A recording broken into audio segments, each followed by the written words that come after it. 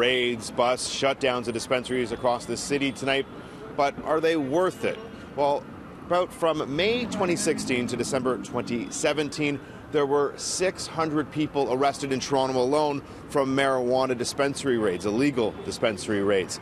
Now, of those people arrested, 298 employees who worked at those dispensaries have had their charges withdrawn or stayed.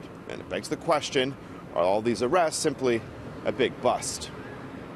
Many of the employee arrests were unnecessary and ultimately didn't result in any kind of conviction. So certainly there was more money spent than there needed to be and many more people arrested than there needed to be. In fairness to police, they were facing what had been an aggressive proliferation of illegal operations in the city. You would get just your general employees and sometimes even customers caught up in the raids, although customers were generally not charged. So owners were generally walking away. Yeah, sometimes owners were multiple provinces away and were never pursued.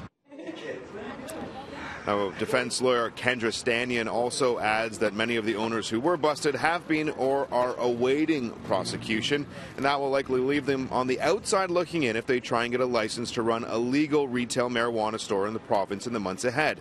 As for the employees who had their charges stayed or withdrawn, it might still show up on their RCMP background check, but they have a much better chance of getting a piece of the pot pie.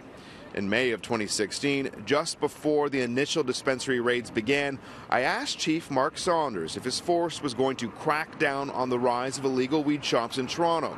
On that spring day, his answer was no.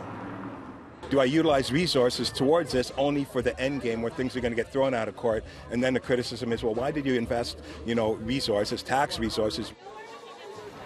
We now know the chief did the exact opposite of what he told us.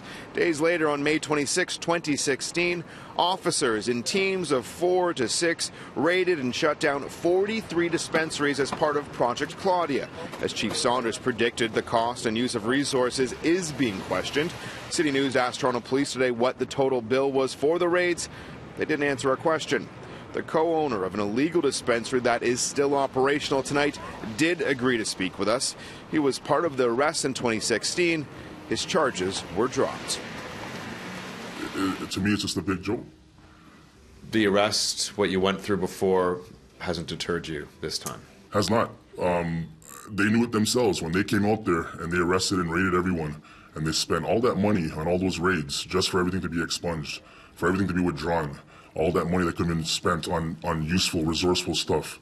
Instead, it in a sense kind of backfired on them because now they spent all that money, which could have went to somewhere good.